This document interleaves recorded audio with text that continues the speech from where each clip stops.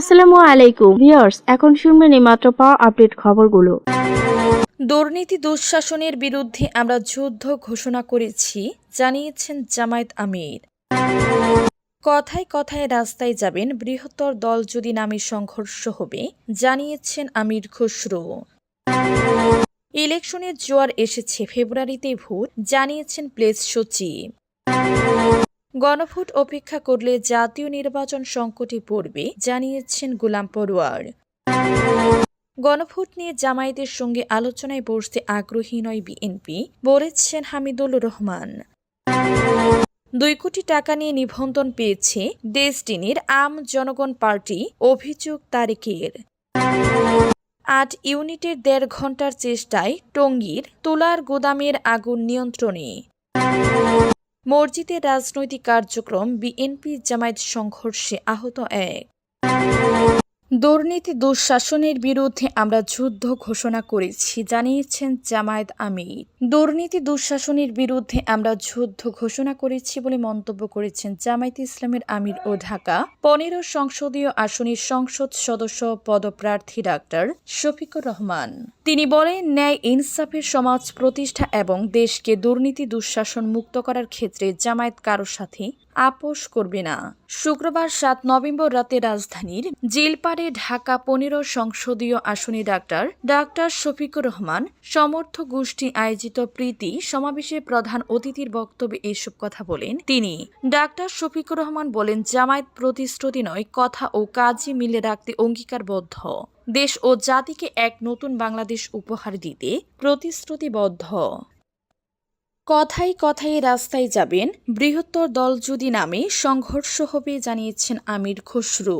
বাংলাদেশের মানুষ সাংঘর্ষিক রাজনীতি দেখতে চায় না, স্থিতিশীলতা দেখতে চায় না বলে মন্তব্য করেছেন বিএনপির স্থায়ী কমিটির সদস্য আমির খসরু মাহমুদ চৌধুরী।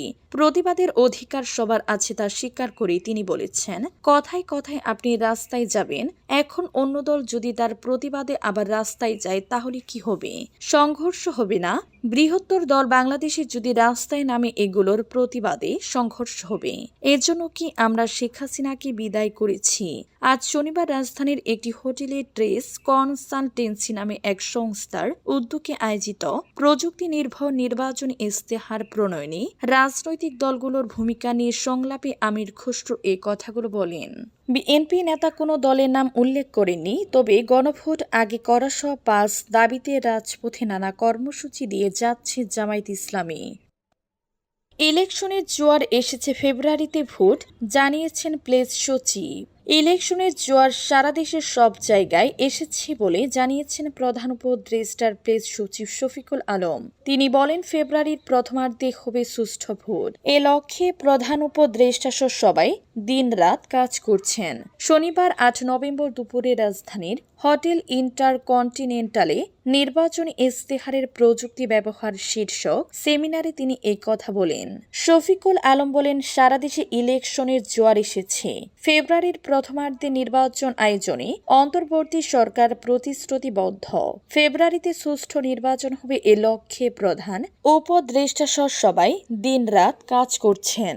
মানুষ সুশাসন চায় উল্লেখ করে প্লেস সচিব বলেন, কিন্তু সেটি একদিনে আলোচনা করে বাস্তবায়ন সম্ভব নয়। সংস্কার নিয়ে বিভিন্ন দেশে 10 থেকে 15 বছর ধরে নির্বাচনের পর আবারও সংলাপ হতে পারে।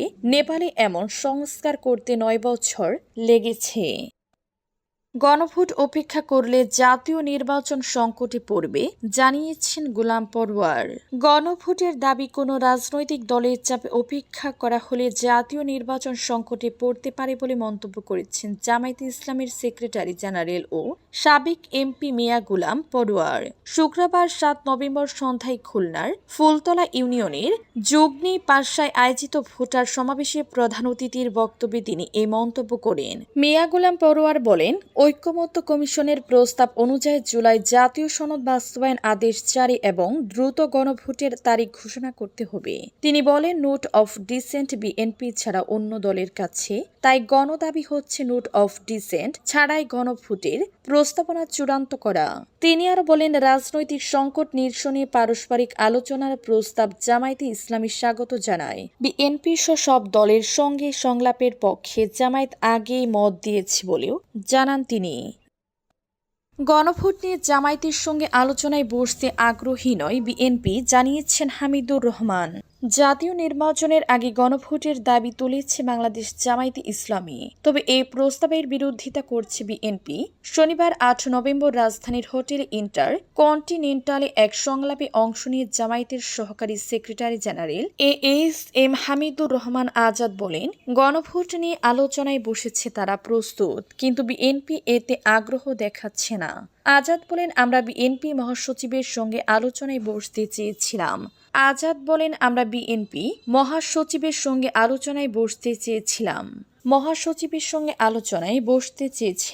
তারা জানিয়েছে আমাদের সঙ্গে আলোচনায় বসবে না। আমরা যে কোনো সময় আলোচনা করতে রাজি আছি। প্রয়োজনে অন্যান্য রাজনৈতিক দলগুলিকেও আলোচনায় বসতে উদ্বৃত্ত করব। তিনি আরো বলেন, জুলাই সনদ স্বাক্ষরিত হয়েছে, কিন্তু কিভাবে তা বাস্তবায়িত হবে সেটি এখনো নির্ধারিত হয়নি। 2 কোটি টাকা দিয়ে নিবন্ধন পেয়েছে ডেস্টিনের আম জনগণ পার্টি, অভিযোগ তারেকের। রফিকুল আমিনের গড়া আম জনগণ পার্টি 2 কোটি টাকার বিনিময়ে নিবন্ধন পেয়েছে বলেছে অভিযোগ তুলেছেন আম জনতার দলের সদস্য সচিব তারেক রহমান। একই সঙ্গে অভিযোগটি খতিয়ে দেখার জন্য নির্বাচন কমিশনকে ইসি আহ্বানও জানিয়েছেন তিনি। শনিবার ৮ নভেম্বর রাজধানীর আগারগাঁওয়ের নির্বাচন ভবনের সামনে নিজের দলে নিবন্ধন না মেলার প্রতিবাদে অনশনরত অবস্থায় তিনি এই অভিযোগ করেন। টানা 100 ঘণ্টা ধরে তিনি অনশন করছেন। মোহাম্মদ তারেক রহমান বলেন, ডেস্টিনে দলকে আম জনগণ পার্টি 2 কোটি টাকার বিনিময় নিবন্ধন পাইয়ে দেওয়া হয়েছে। ইসির সংশ্লিষ্ট কর্মকর্তারা রাজধানীর একটি অভিজাত হোটেলে বৈঠক করে টাকার বিনিময় নিবন্ধন নিশ্চিত করেছেন। আমি প্রধান নির্বাচন কমিশনারকে বলে এখনই সেই দলের নিবন্ধন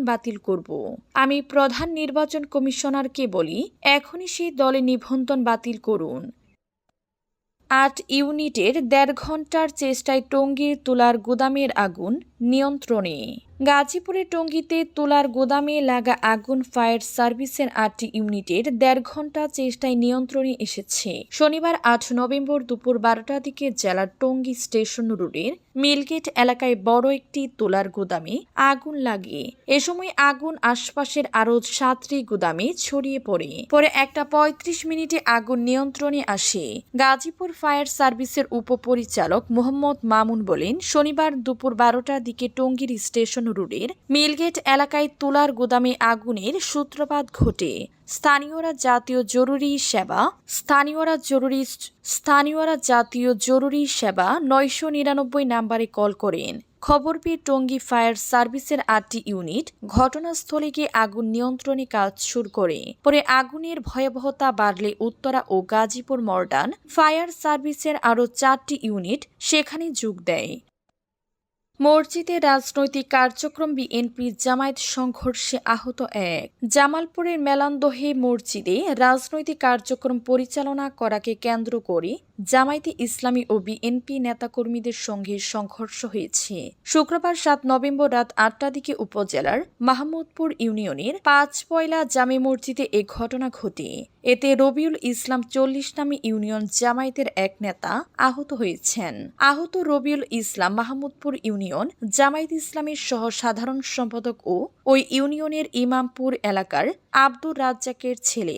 স্থানীয় সূত্রে জানা যায়, এশার নামাজ শেষে মাহমুদপুর ইউনিয়ন ও ওয়ার্ড জামায়াত ইসলামের নেতা কর্মীরা মসজিদের ভিতরে বৈঠক করেছিলেন। এ সময় মাহমুদপুর ইউনিয়ন বিএনপির শিক্ষা বিষয়ক সম্পাদক ও মসজিদ কমিটির সহ সভাপতি মোহাম্মদ জিয়াউল হক সুহেল সহ স্থানীয় বিএনপি নেতাকর্মীরা সেখানে উপস্থিত হয়ে মসজিদে রাজনৈতিক আলোচনা না করার জন্য অনুরোধ জানান। এ নিয়ে 2 পক্ষের মধ্যে প্রথমে বাকবিতণ্ডা হয় এবং পরে হাতাহাতির ঘটনা ঘটে।